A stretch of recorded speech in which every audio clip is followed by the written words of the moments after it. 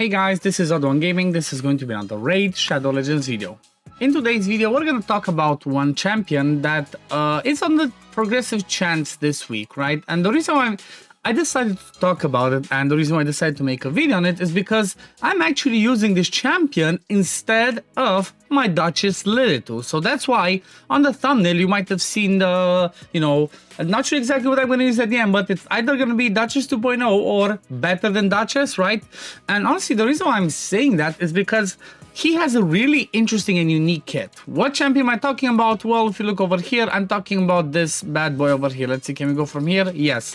Glaicad of the Meltwater, right? So the reason why I do believe that he's so good is because of the way that his kit works and what he has in that kit, right? So he's really comparable with Duchess because he kind of brings similar things in a sense of like the buffs, and he also brings a speed lead kind of like Duchess, right? The 19% in all dungeons. So I'm not gonna go and show you Duchess's kit, right? I'm not gonna go through all of her kit. Most of you already know her. AoE revive, block debuffs, increase attack, passive that reduces AoE damage. Keep this in mind. This passive only works against AoE damage, right? So it's powerful, but not as powerful. And now, if you look at Glaicad, let's look at this kit. And basically, the way that I'm gonna do it today is I'm not going to go and run him in several areas of the game because at the end of the day, he's a support, right? So there's not much, it's not like he's a damage dealer or a debuffer where I can be like, oh, look at this, he can do this. Oh, look at this, he can do that. No, he's kind of like a Duchess, like I mentioned, a reviver, a buffer. So I'm going to throw his kit, I'm going to show a key that I actually did in Hydra with him, and then I'm going to discuss what's the best masteries, what's going to be the best build for him, and all of that good stuff. So let's look at his kit first. So on the A1, attacks one enemy 2 times, has a 50% chance to place a freeze debuff for 1 turn. If the target has 50% HP or less, this debuff cannot be resisted. So when it comes to stuff like the Fire Knight, this is not going to be relatable, right? If it's 50% HP or less, it's hard to get that one. However, if we're talking about stuff like Arena, right? Maybe you have your nuker that goes and reduces their HP a lot, but not quite kill them. He can come with the A1 and he can freeze them, right? That's a pretty strong one. And honestly, I would not build him with accuracy because there's nothing else in his kit that requires accuracy. So keep that in mind.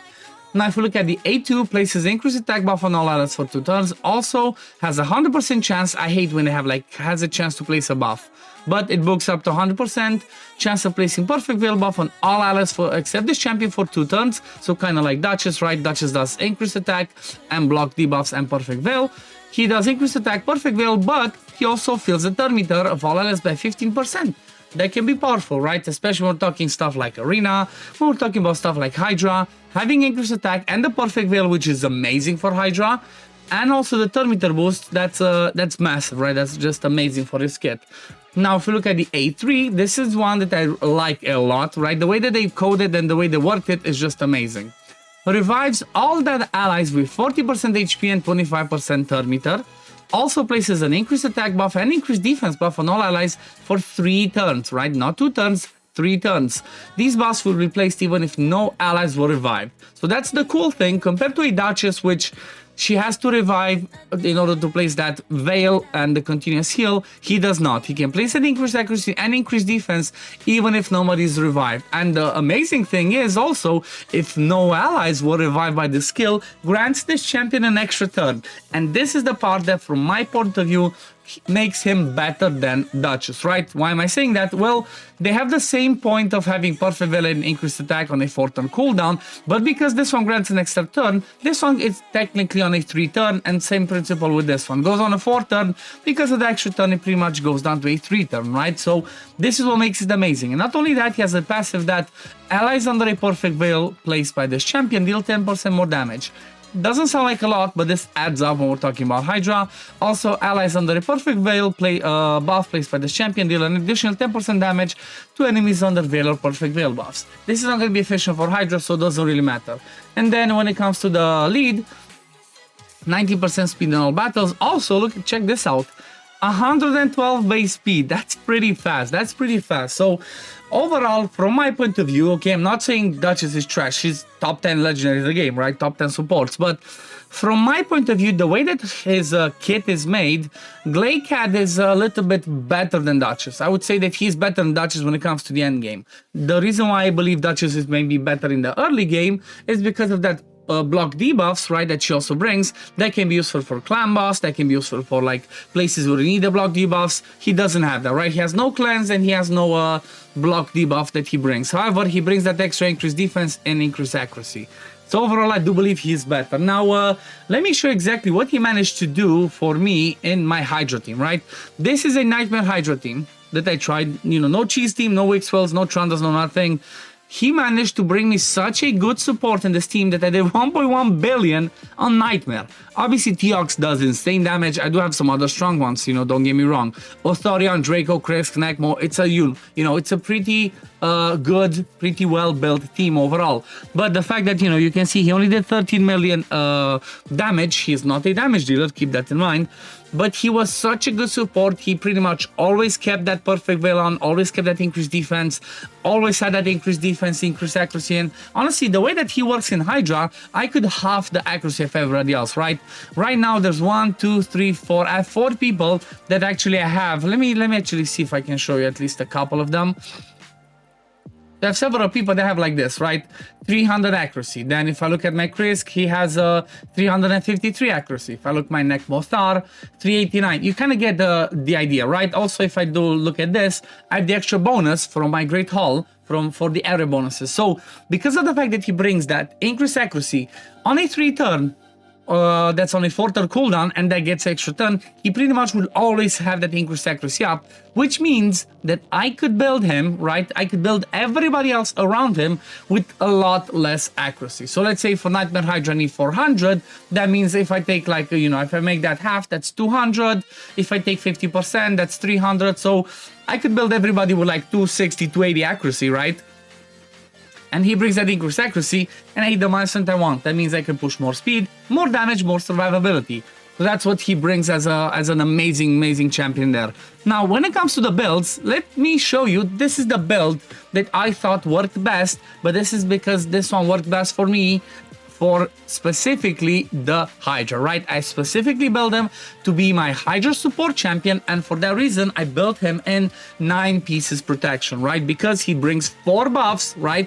He's gonna give us a 20% damage increase for each buff, right? Because at 9 pieces, he has a 75% chance to protect the buffs, but allies deal 5% more damage per each hit placed by the wearer.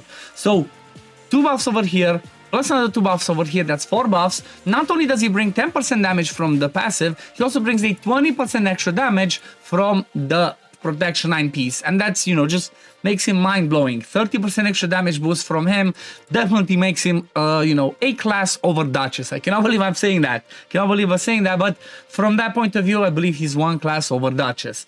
Now, when we're talking about masteries, again, because I used them for the sake of Hydra, I built him like this. Since he has the 9-piece protection, I have no other way of healing in the team that I showed you. The only way I can heal is through the leech placed by Nekmo Star, right? Which means I have to do some sort of damage so I can heal up. And that's why I chose to go with War Master on him, right? I went the office tree and then now the support tree because obviously he brings lots of buffs. So I took Rapid Response, took Cycle of Magic, and also took Lasting Gifts because obviously I want a chance to extend some of those buffs that he places, but you don't necessarily need this. I guess you could also go with Spirit Haste. So this is the type of build I would suggest that most people, obviously if you can do it, this is what I would suggest that people should build Glaicad in for the sake of PvE content, right? Now, if we're talking about some other builds for PvE, honestly, I guess you could not go wrong with something like Relentless, right? He already gets an extra turn on his A3, so for overall usage, this could be good, right? Giving me a chance to come back to the revive, to that boost, to that freeze even on day 1. This could be good, even in a shield set or a bolster set, right? To have some shields if you need to take some damage. So there's several other options, maybe even regen, but I would say like regen's not really the way that I would go with him. But overall, just stuff that helps you, you know, keep him alive and help support your team. Maybe even something like a Guardian, right? He could be your Guardian wearer, he soaks up some of the damage from everybody else, but he would also heal by 10% every time he gets a turn. Now, if we're talking about Arena, first of all, let me show you the masteries that I believe would be the good ones. Okay, let me just zoom in a bit. So this is the way that I would go for masteries. I would go down obviously a defense tree and then down the support tree, with tier 6 being timely intervention, okay? Because he's a reviver, obviously.